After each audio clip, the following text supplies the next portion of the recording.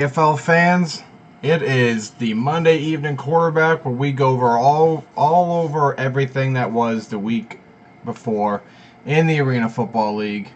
So of course last week was week 4. Had 3 games. Of course the Portland Steel, Tampa Bay Storm were both on a bye. But I am waiting until this pops up. There we go. So, 3 games this weekend. We had the Cleveland Gladiators going on the road to face the Philadelphia Soul. That was the first game, of course, because Cleveland has just been starting every week off. And then the second game of the day was the Arizona Rattlers at the Jacksonville Sharks, which of course was the game of the weekend. So we'll finish with that one. And then the nightcap, which only started a few minutes after the other one, was the LA Kiss at the Orlando Predators, which was our AFL Fan Zone game of the week. So, first game, Cleveland at Philadelphia. So, Cleveland is back in that spot that they were in week 2. Quarterback gets hurt the first game. Chris Deeker goes down against Philly the first time. And now this time, Philly takes out Deeker's replacement, Dennis Havrilla. Of course, it's just a hyperextended knee, so depending on how severe it was, he could be back this weekend. Who knows? But either way, Cleveland put up a fight at Philly. With the way Philly dismantled Portland the week before, I was kind of thinking that Philly's back and they're just going to destroy Cleveland and it's not going to be close. And I mean, it ended up being a blowout, of course. I mean, they won by 17. It was 67-50 if you missed the game. Havrilla got hurt, I think, in the end of the third quarter, and that's when the backup came in. Tip of my tongue. Who was the backup? I know this. Backup to Havrilla. Avril Nelson, I believe his name is. Trying to pop this up here. Basically, the backup came in fourth quarter, had a couple good plays. I think he threw 2 touchdowns. But overall, Cleveland is just a mess because of their quarterback situation and their injury situation. So, of course, Joe Powell didn't play. Receiver Dominic Goodman didn't play. So they were already hurt going into the week, which doesn't help, of course. And then they get a guy making a cheap shot there in the end of the first half, so he gets ejected. So they lose they lose the corner. So they're down Joe Powell. Then they get the other guy ejected from the game. Now they're down 2 defensive backs. Avril Nelson has to play quarterback. So now they're down to having to play Colin Taylor on defense. That's obviously it's not going to go well when you're playing your best receiver there at Jack linebacker. But Cleveland was working with what they had. I mean, they were, like I said, they were hurting so bad with injuries. They did what they could. They only lost by 17. I mean, that's to me, it's a moral victory. There's no moral victories in sports, but to go on the road against a division rival for years, which probably will go back once they add more teams, but went against a rival and played pretty well considering the circumstances. I know they lost by 17, I get it, but they were close there in the first half until Havrilla got hurt. But on the other side, Philly is they just keep getting better. I agree, Todd. I agree. Cleveland would have lost either way, but I'm just saying with the way that the injuries happen and they were already low on people, you got to admit that was a pretty inspired performance by Cleveland headed into Philadelphia. That was their first road game of the year with their already backup quarterback going to their third string and all the injuries and the ejection and everything. I think it was a pretty spirited performance. It was nice to see Cleveland continue to fight there at the end. They just couldn't stop Darius Reynolds. I mean, they really couldn't stop much. Gave up 67 points, but still, Darius Reynolds was much needed return for Philly. He gives them that star receiver that they need because Kelly Minoku is great. Ryan McDaniel's good, but they didn't have that guy that was just, the Joe Hills, the Rod Windsor, the Captain Morgan, that kind of player.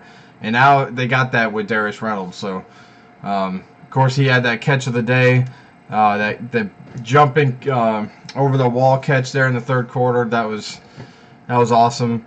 So, Philly's in good shape. Of course, they head over to LA next Monday night.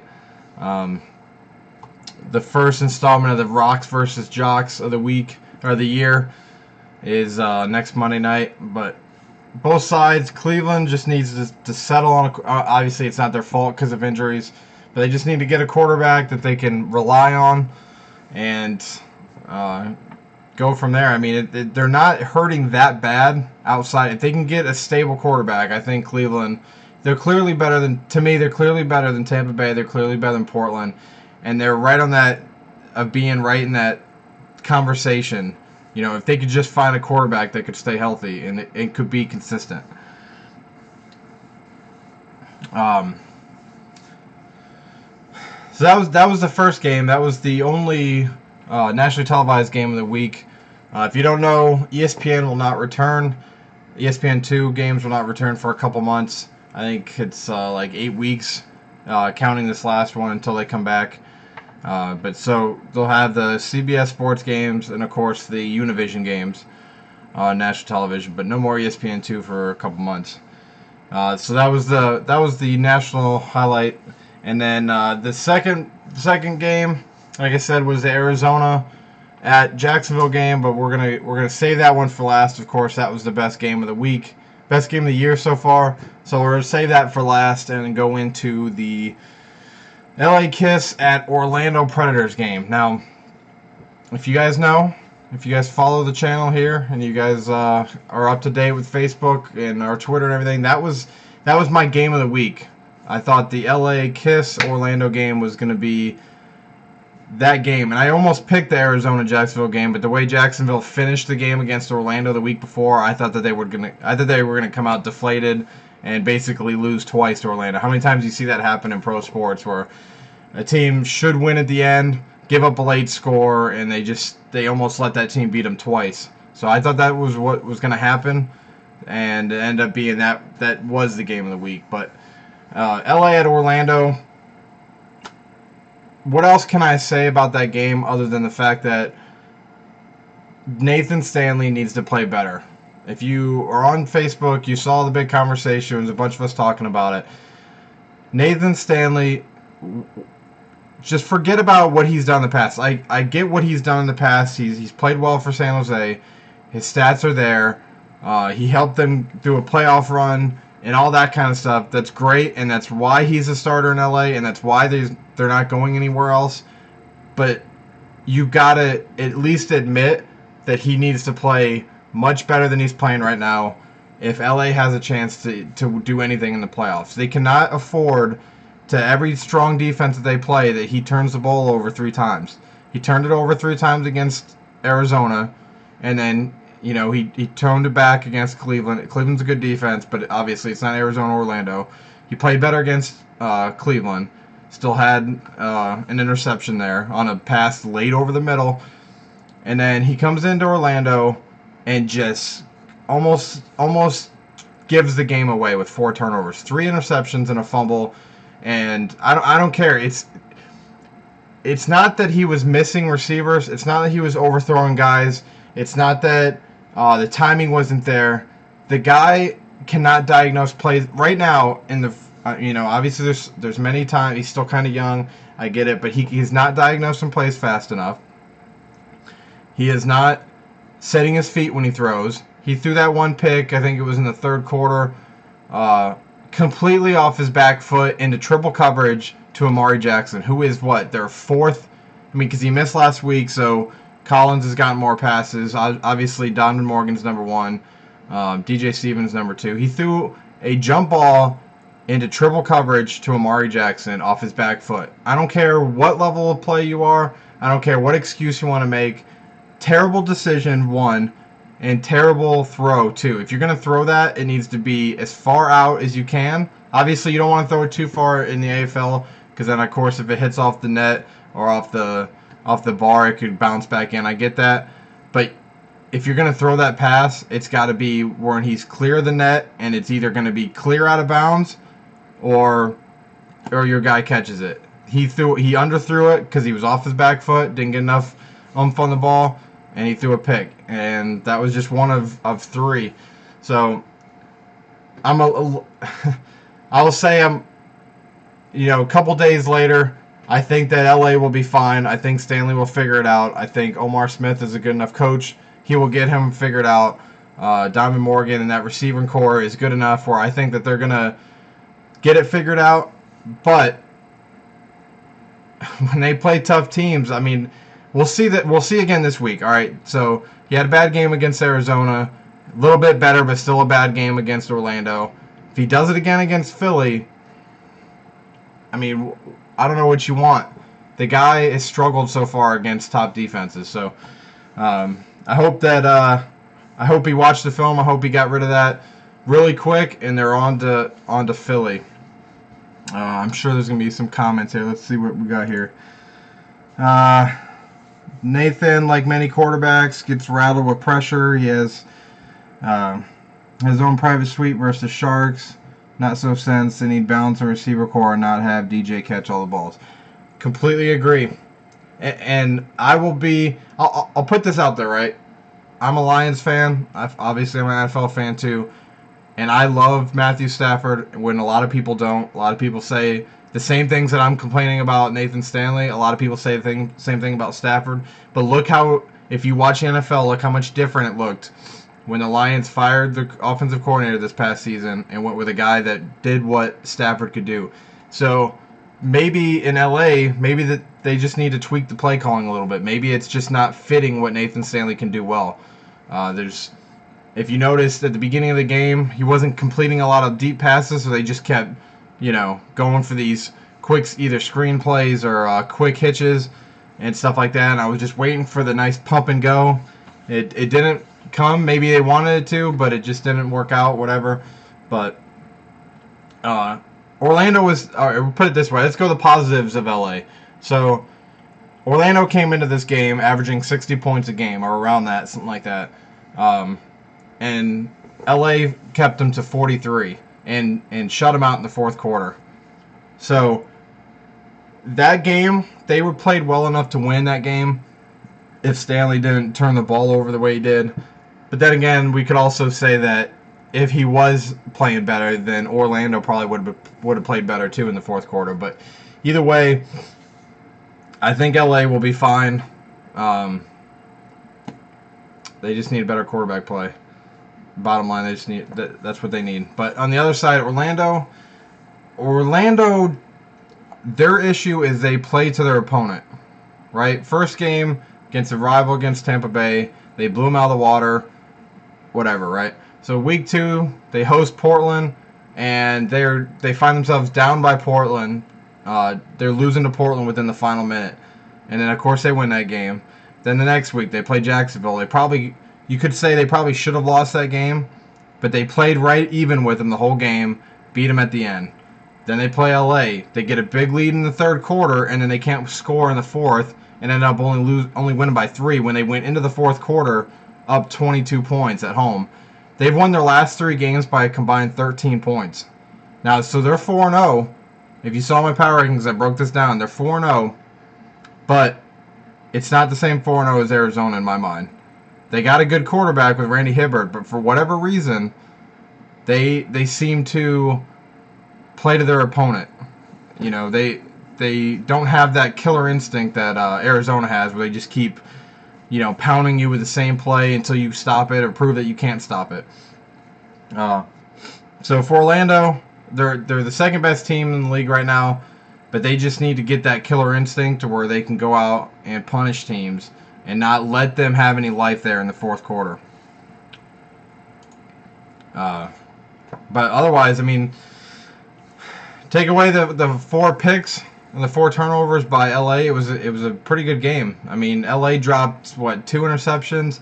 I think Orlando dropped a couple more interceptions they could have had. It was all overall a good game. It just wasn't high scoring like normal AFL games were. But it was still a great game. If it wasn't for how close the Arizona Jacksonville game was, it would have been the game of the week. But that leads us into Arizona Jacksonville. So that was obviously by far the best game of the weekend. Jacksonville wins in Arizona wins in overtime. Arizona gives up more than 28 points for the first time all season. And, of course, they give up way more than 28 points. But what else can you say for Arizona other than welcome back Maurice Purify? I mean, the guy that had I think he had 9 catches, and 5 of those were touchdowns. I mean, you got Purify on one side, Windsor on the other. I mean, you can see why they traded Mike Washington to Portland, or to Tampa Bay. I mean, they're just stacked at the receiver position. To have, would they have eight touchdowns? Dowell had 8 touchdowns to 2 guys. I mean, when you know exactly where they're going, you can't stop it. Just like on the other side with Joe Hills. I mean, that's something that you could take to the Arena Bowl, which of course we can almost all agree that barring some kind of injury or freak accident, it's going to be Arizona hosting the Arena Bowl. I mean, basically we're talking about how many games or will they lose a game this year? Not really, what's the record going to be? But I mean, Jacksonville came to play. Like I said, I thought they were going to have a letdown after barely losing to Orlando late in the game at home, but they came out spirited. I mean, they were matching punch for punch with Arizona, and even had I think they had a lead there in the fourth quarter. And of course, if they would have made that extra point because Spencer missed his, they might have won in regulation. But it's nice to see Jacksonville come out and finally have somebody punch Arizona in the mouth. And I'm not going to beat my chest, but I have said all season that if there's one team that I feel like could challenge Arizona, it was Jacksonville. Because that, to me, they haven't put it all together for whatever reason, but to me that's the most talented offense outside of Arizona. With Tommy Grady, Anthony Jones, Joe Hills, of course. You got Derek Ross in the backfield. When London Crawford comes back, that's another big target for them. Jacksonville has the offense to put up points, and we saw it there on Saturday. Jacksonville's going to be, if they can do what they did last year and figure it out midway through the season and heat up going into the playoffs, it's going to be, to me, it's going to be Jacksonville versus Arizona there in the Arena Bowl. Of course, at the beginning of the year, I picked Philly. They're still there, but Jacksonville, to me, proved that on the right night they could beat Arizona, and they might be the only team that will be able to. But I mean, like I said, what a great game. Overtime game. Arizona went right down the field, scored. Jacksonville had a chance at the end and just couldn't get it done with a incompletion to Hills, I think, at the end there. But finally we get a nice day of games with Portland and Tampa Bay being on byes. Unfortunately for them, things just aren't working out. But it made for great arena ball there on Saturday. Let's see here. Kyle, discuss if you think Salk can add Hibbert into an upper-tier quarterback like Rodwell or Davila. To go back to Orlando, do I think that Hibbert could be an upper-tier quarterback the likes of Rodwell and Davila? I think so. I mean, why not? This is only his, 4th season? I think I read an article today about Randy Hibbert. I mean, I'll admit that I just got into this really heavy a couple years ago, but I believe 2013 was Randy's first year with the Storm, and he's played with Orlando for 2 years now. I don't see why not. I mean, they have the receiver core with Greg Carr. They got Brackens, who's another big guy, and they got the Tompkin brothers. If Kendall can ever come back from suspension or injury, whatever's going on now. Brandon Tompkins, of course, is a great. So I don't see why not. I think Hibbert has the tools. I mean, to me, it showed that he's got what it takes when he didn't throw a pick until the 3rd game. Him and Davila were the only quarterbacks to go the first 2 weeks without throwing a pick, other than of course the scrub quarterbacks that came in at the end. But I think Orlando. I think Randy Hibbert could be one of the top guns. I mean, look how many touchdowns Bolt has put up last year. I mean, all it takes is having a good coordinator around him like Salk is. I mean, he was with LA last year with Southwick, and look what they were able to do against San Jose. So I think I definitely think. I mean, the downfall for Hibbert is his age. I mean, he's already 30, so maybe that he won't have the longevity that the other guys have, just because he's already, he's like I said, he's already 30, and depending on how long he wants to play in a league like this at that age. But skill wise, right now, I mean, from what I saw on Saturday night, I think so. I mean, he threw a few beautiful touch passes. He knows how to throw the jump ball to his big receivers. He knows how to throw the short, intermediate passes to those quick guys, get the ball out of his hands. I think Randy could be one of those guys. Jacksonville 1-3 need a better return game. David Highland has struggled. Yeah, for sure. I think when they brought David Highland in from San Jose, I thought Jacksonville. I think that Jacksonville thought that they had the guy for the return man, but he hasn't exactly done the job. Of course, he gave up the two. All right, let me put it this way. Bar balls aren't all the return man's fault. I understand that, but they also do partly have a play in it. I'm sure that there's some kind of call or something that the return man has to give to the up man to let him know, hey, this, like Peter, like in the outdoor game, when they know it's going to be close, they yell something to let everyone know to get the hell away from the ball. I'm sure there's something with that to get the team to, hey, be ready for the bar ball or something. I don't know if they can see the trajectory of the ball. Either way, they definitely do need some better production out of David Highland. I think maybe he's just getting into the groove there for Jacksonville and getting into it. I'm not sure, but definitely at 1-3, that was not the start that we were all expecting, seeing as that they brought back pretty much that entire offense from last year. And you thought, okay, they started out 0-4 last year, thinking, okay, where's all this talent got put together? What's going on? Why are they starting out slow? And they figured it out. And we all thought, hey, all right, they figured it out. They're going to come into this season and just pick up where they left off, and it looks just like the beginning of last season. There's just something's not clicking there yet. All right.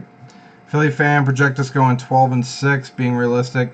Yeah, I mean, I have Philly winning it all. I had them at the beginning of the season winning it all. They obviously still have a chance to do that as long as Darius Reynolds stays healthy and stays in the league. I know he was on the league suspension. I don't know if he went off to a tryout or whatever, CFL, or why he was out for that Week 3 game.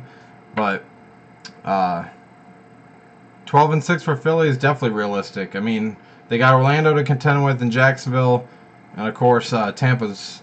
They don't have to worry about Tampa, but they need to start out this week beating LA. They need to go on the road in that daunting East Coast to West Coast travel, go into LA and take care of business. They should win that game. They should be favored. They should win that game. LA should come out pissed after their performance against Orlando, knowing that that game was there for them. But still, Philly should definitely get the job done. Gregory can get better returns. They need to have threat to the ball to midfield. Yeah, I'm right there with you, Todd. They definitely need to have a better return game. They need to. There's a reason that Jacksonville leads the league in passing yards. It's because they're not getting, like Todd's saying, they're not getting a lot of returns. So they obviously have to pass more. But yeah, that was the Saturday's games. Quick run through my power rankings in case you guys missed it. Arizona stays number 1, of course. No reason to drop them. Even if they would have lost, they'd still be number 1. Even with that one loss, I still would have put Arizona above Orlando. Remember, power rankings are not standings. They are how they are that game. Orlando's number 2.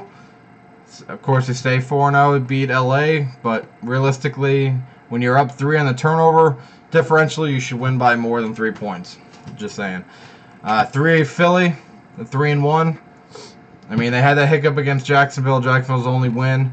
But other than that, they've looked pretty solid. 3-1 for Philly, number 3.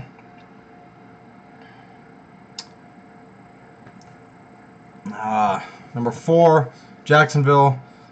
Now, I know some people are going to say, okay, why do you have Jacksonville at 4 and LA at 5 when LA beat Jacksonville? But remember, LA beat Jacksonville week 1 at home, and then Jacksonville beat Philly on the road. Now, power rankings are where we're at right now. Right now, if Jacksonville and LA played the way Jacksonville played Saturday, the way LA played, Jacksonville, that game would be over by halftime because Jacksonville can put up points with anybody, and LA is struggling to score points. Even other than the first game, they scored 28 week 2. They scored, 47 against Cleveland, and then now they score 40 against Orlando. So only once have they eclipsed 50 points. So they're struggling scoring points, and Jacksonville can put up points with anybody. It doesn't matter. Other than that first game where they struggled, they put up points against every team. So Jacksonville's 4, LA's 5, Cleveland stays at 6, and of course the 7 and 8 stay where they were. 2 bye weeks. There's no reason, obviously, that you would move Portland or Tampa. But that's a quick run through the power rankings. Make sure that you check out AFLFanzone.com for the full write-up. Tell me what you guys think. But looking into Week 5, let's look here. I know off the top of my head there's a game Friday, Saturday, Sunday, and Monday. So one game all weekend. Or one game each day all weekend. So, come on. I thought I had this up. Week 5. So first game is Friday. Orlando at Cleveland, 7 p.m. Eastern Time on ESPN 3. Who's going to start a quarterback for Cleveland? That's really what we got to base that on. Orlando, like I've said before, they play their competition. Let's see if they can come out and smack Cleveland around a little bit. We know that Cleveland's going to show up and play. They always do. Cleveland has a great fan base, so it's going to be rocking there at the Q. Saturday, 9 o'clock p.m. Eastern, got Portland at Arizona in the snooze fest on CBS Sportsnet. There's no reason to believe that Arizona will not win that game by 40 points. I mean, Portland's coming off a bye, so they might be rested. Arizona's at home, but it's Arizona versus Portland. I mean, it sucks that that's the one major national televised game. Sunday, 2 o'clock, you got Jacksonville at Tampa. Another snoozer since Jacksonville will be on the road, but of course it won't be very far. That one's also on ESPN 3. And then probably my game of the week. I know it's LA and it's been game of the week a few times already, but Philly LA is probably the game of the week just because of where they sit potentially by the two teams. Obviously Arizona Portland's gonna be a blowout. Tampa Bay Jacksonville's gonna be a blowout. Orlando Cleveland could be a great game, but not more like because of Orlando LA how it finished last week. But Philly, LA, hopefully Stanley can get it figured out and that, light up the scoreboard and it'll be a fun game to watch. But remember, that one's on Univision, and hopefully it'll be on ESPN3 as well for us non-Spanish speaking folk. I believe it will be. But that'll be my game of the week. I'll post that one on Friday. You guys will see that on Friday. Let's see here. LA Kiss is in a rebuild. They have a promising future. It's hard to really put a team in rebuild to me in the Arena League, at least this year, just because of losing 2 teams or losing 4 teams like they did last year.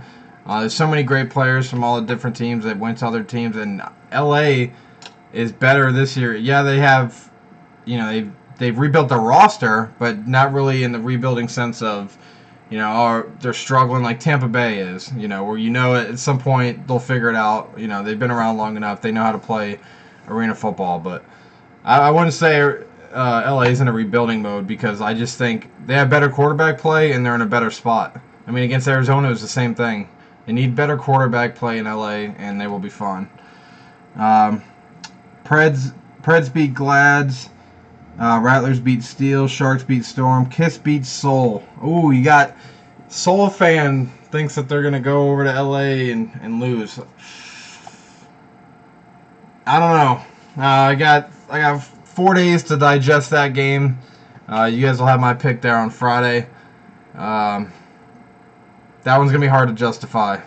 Not yet. I gotta see Stanley come out and dominate a game before I can really just, other than Tampa Bay or Portland, really say that he's going to come out, or the LA is going to come out and beat a contender like the Soul. Orlando will win in a close one. Arizona will destroy Portland. Sharks rebound over terrible Tampa, and Boltus stunk. And Soul over LA.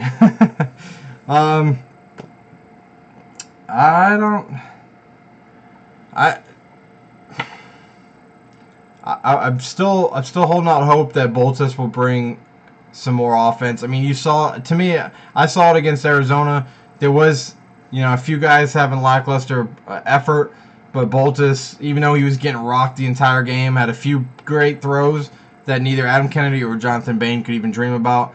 So I think not playing Arizona, they might have I think they'll have a better season than they would have otherwise if Boltus either would have came back later or not come back at all. He definitely, by far, is an upgrade over what they had before.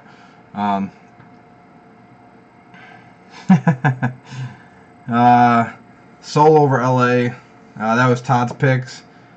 Let's see. We got Steve, Storm beats Sharks. All right, we got it on record, everybody. So Steve here has Storm beating the Sharks and the Steel beating the Rattlers. So if any of those happen, make sure that we give Steve a nice high five next Monday night. But yeah, guys. Unless you guys have anything else, that pretty much wraps up the weekend. They'll post the Players of the Week tomorrow, of course, like normal. You'll see that on the weekly update on Wednesday. Make sure that you guys subscribe and do all that fun jazz that you normally do. Keep up with the conversation there on our Facebook page. And I think the Kiss coming back to the Preds game show they have the talent to beat the Soul. Real quick before I go, I agree. I think the Kiss definitely have the talent. In my post yesterday, if any of you guys, I know Todd read them all. He was part of the conversation. If you guys else saw it on our discussion forum, I'm not saying that the Kiss are terrible or that Nathan Stanley is not good. I'm just saying he has not done enough right now to make me think, okay, LA could be a contender later in the year. Now, could they? Of course. I mean, Stanley has proven he's good enough to be before, but in the first 4 games, he leads the league in turnovers. He's only his passer rating is only 4 points above Southwick's or something like that, really low. He's second worst, and out of all the teams that have a starting quarterback, that means not counting Cleveland and Tampa, how they've had so many different quarterbacks. He's struggled in the first 4 weeks. Let's see how it continues. They definitely do have the talent. I mean, they have the coach. That was the great thing last couple years when the Kiss went down. It was over. There was no coming back. If they were winning games, it was games that they were in the whole game. There was no coming back from 20 points down in the second half.